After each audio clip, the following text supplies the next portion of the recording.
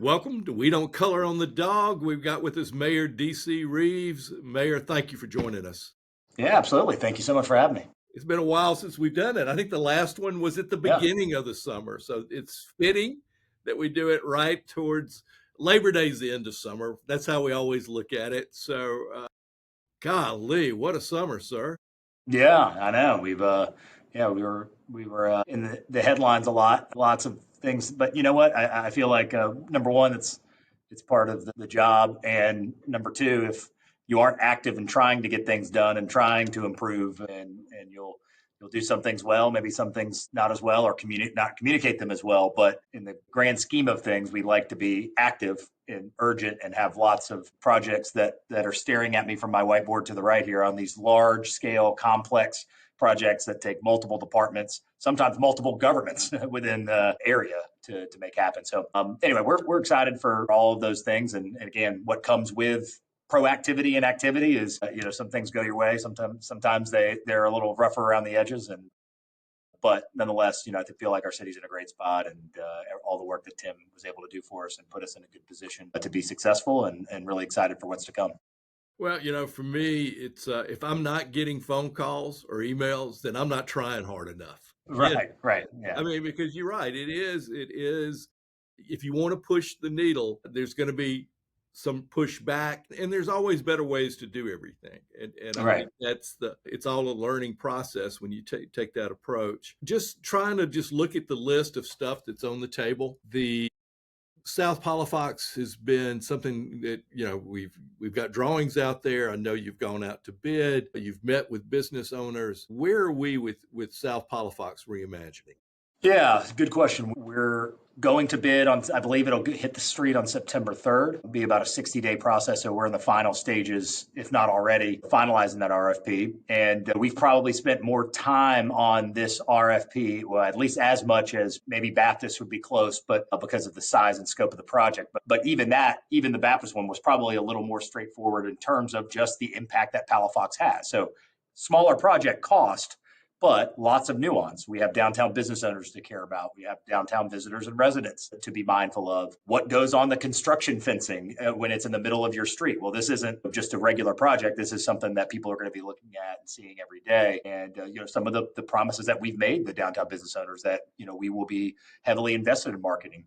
When it's Adrian Walker's first day today, and say, congratulations, you're now waking up every day worried about South Palafox, and it's not just me anymore. So adding some bandwidth to be able to take on these projects that cross not only our engineering, public works, procurement, finance departments, but also the county and access to their building, the DIB, all the downtown business owners. I mean, there's just so many interested parties, understandably, because it's our iconic downtown street. It's the heartbeat of our downtown. And so, we're looking forward to getting that project going. Obviously, the big if, Rick, is going to be what's that price come in at? And because if it's exorbitantly outrageous and we got to go figure out how to fundraise, then that becomes the priority. If there's a way for us to make it happen, then we'll be able to go that direction. So I would say we are not waiting till November 10th ish when the RFP closes or when we know what the results are to do anything. We should be and are preparing right now with messaging, with communicating to residents and all of that, getting all that ready to go. So we're not just waking up on January 5th, January 2nd, and saying, hey, construction's already taken place. So the goal would be for construction to happen as soon after the 1st of January as possible. But the work begins really now to be able to prepare us for that. Well, and it's a different Palafox. I went back and looked at, in the 90s, we had several big changes on Palafox. One time it was serpentine. It acted like a river. We had to straighten it out. Sidewalks. Before that, I think it was like in the late 1970s, they did a major. But each time downtown was dying. This is different because downtown's dynamic. The heartbeat of the city more so than maybe before we had malls Right. anymore. Yeah.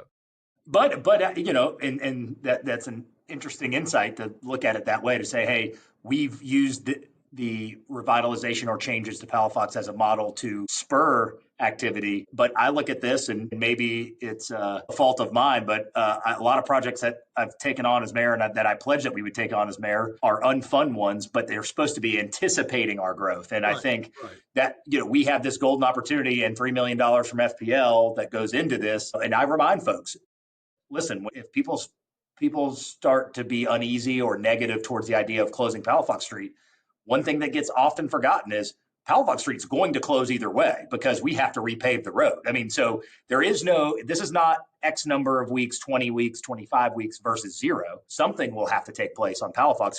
Good point. It's all, we had one business owner say, well, it's beautiful as is. I said, well, let's walk out there. I mean, it's cut up. The utilities are, and so, I appreciate that we're looking past that sometimes that we don't notice it as much. But from a road condition standpoint, Palafox is long overdue for it to be redone. And so, this is us anticipating that we know this is only going to continue to grow. And for us to do this opportunistically at a time that we already need to make a multi-million-dollar improvement, why not put it all in there, get some cost savings by compounding these projects, and set ourselves up for what we know is coming? And so why do you take on parking revenue? Because we know we need a parking garage. And as a matter of fact, one conversation we've had in the building is we've mentioned to the business owners downtown, we said, listen, we will put a bonus in like we did at the airport for the parking lot there to be done before Thanksgiving.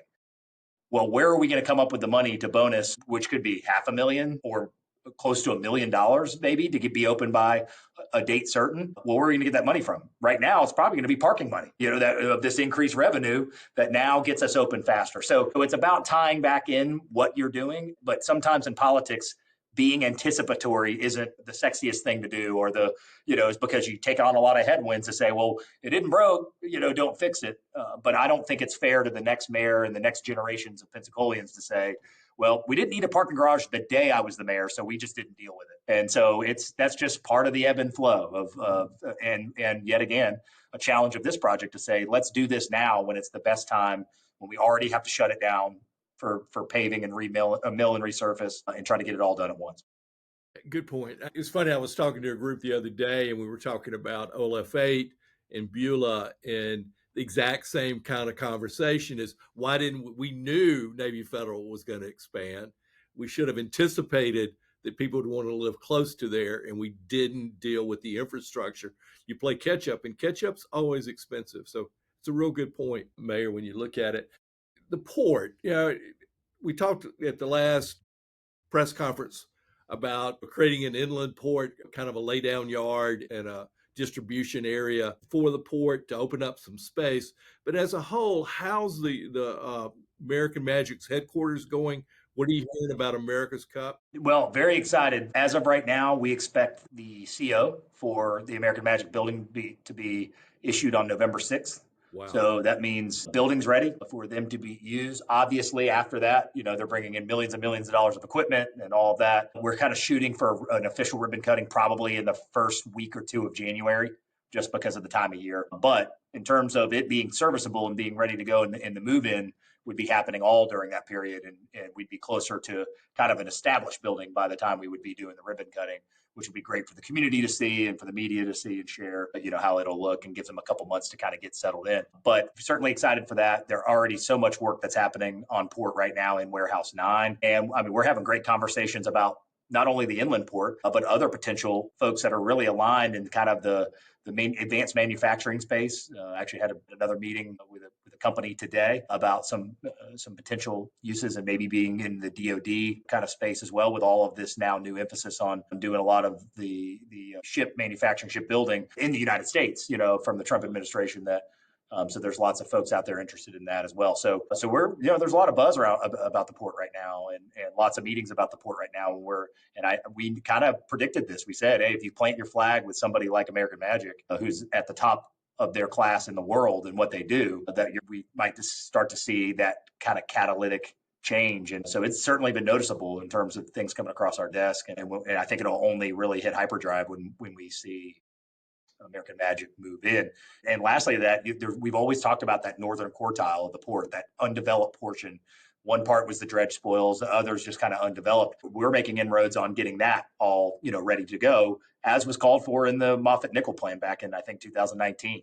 And so nothing had really moved on that. Lance is doing a great job of getting that moving, as well as the phase 2, the dock complex for American Magic. So lots of cool things happening right now on port that for our current existing tenants, potentially inland, and then our new folks coming in. Any word on America's Cup? I know, I think the Britain team has signed a deal with the Defender Team New Zealand. Have you heard anything, any update on Yeah, I feel like I think what was announced a week or so back, a couple weeks back, is a great positive step. I know going to this more franchise model, which really makes sense. It's so expensive to run these teams. I mean, tens of millions of dollars, and putting something in that isn't just the winner gets all the spoils and everyone else is out 70, 80, 90, $100 million is not sustainable. Maybe in the 80s when you probably spent $3 million as a team owner. Now it's just getting so expensive to be able to run the team. So for the long-term health of the America's Cup, I think the idea of moving to this more revenue sharing franchise type model, which kind is of like a sounds league, like what they're doing. in essence, a league. It would Yeah, be like if the Eagles got to decide, they got all the money of the NFL, right. and they get everybody has to pony up to play this next season with no Yeah, it's winner the take league would be done. right. And so going to that more professional sports model, I know is something that American Magic has been really an advocate of and pushing for. So my understanding, I think there's some I's to dot and T's to cross in terms of that specific agreement. But the fact that at least the teams were willing publicly to share enough about this kind of model, that makes us really encouraged. But, I maintain what I've said before, even when the announcement was kind of made that maybe they wouldn't be part of it, is we're going to have world-class sailing here one way or the other. If America's Cup, I think we're in a great shape right now. If that somehow were to fall apart, there are many other world-renowned, worldwide opportunities that American Magic, I think they would have the pick of the litter to do many things that would continue to put the city on the world stage outside of even manufacturing boats, which I know they intend to do. So it's trending well. I feel like, I'm certainly fingers crossed. I feel pretty confident that they're going to be able to get this across the line and they'll be in Naples in 2027. Yeah, God, the time's going so quick. I promised we'd stay about 15 minutes. That's all right. One other topic that I think is, to me, Diane Hendricks getting involved with the Maritime Community Maritime Park, getting involved with the Hard Rock Reverb project, I think is a huge win for the city. How do you see it, and where are we right now? Because I think we've got another extension coming up.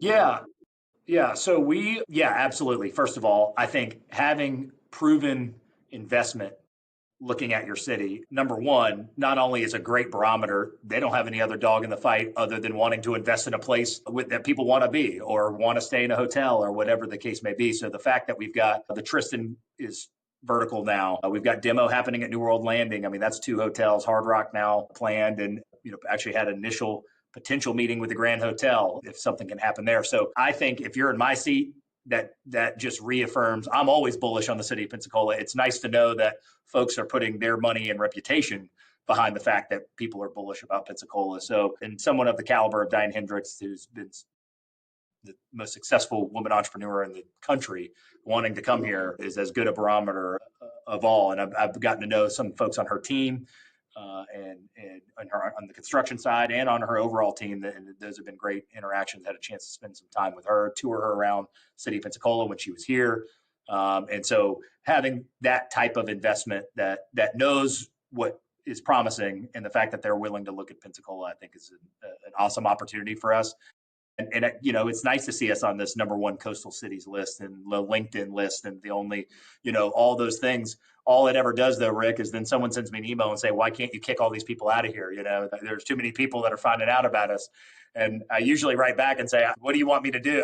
Should I stand at the city limit line with, some type of sword? I don't know how I'm supposed to, keep the attention out." But all in all, it's a great thing to be a city in demand. Well, I think it definitely gives me and our newspaper more confidence that something's going to happen at the Maritime Park. When you have Right, a heavy right. hitter step up and say, okay, we're going to help build it, we're putting our money into it, then it becomes, because we've watched all these projects and everyone has great intentions when they make their announcement, but funding's hard to find, and having and building it's hard. But you've got somebody with money and can build it is a really good spot to be in. Exactly. And again, you're talking about there, I haven't looked this up, but I would be fairly confident in saying a $200 million investment, give or take, would be the largest in the city's history. I mean, I can't think of, even one of the individual hangars, at ST, I think of what would that project be. I can't think of anything that's been a $200 million investment inside the city limits.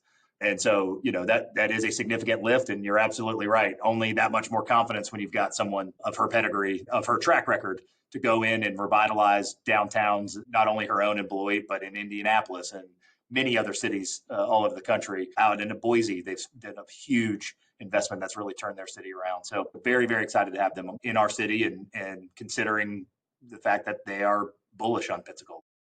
Right. When you look at their projects, you walk away very, very impressed. I agree. All right, one more. You can give me. That's all right. Go ahead. Minutes. Baptist. Where are we with Baptist?